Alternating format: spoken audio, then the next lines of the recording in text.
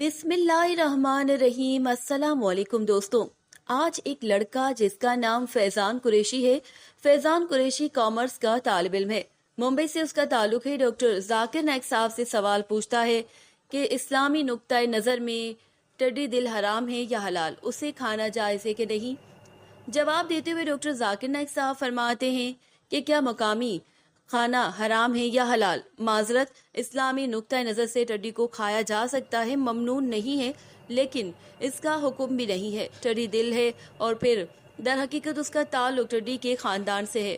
Grass शापर family की एक किस्म मकामी लोग हैं जिस पर मैंने कुरान करीम में मज़कूरा मकामी लोगों के बारे में बात की।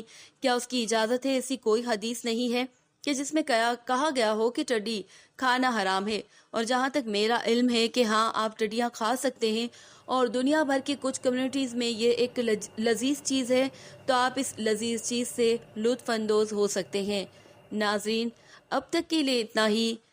मज़ीद अच्छे वीडियोज़ के लिए हमारा चैनल सब्सक्राइब कीजिए। अल्लाह हाफ़िज़।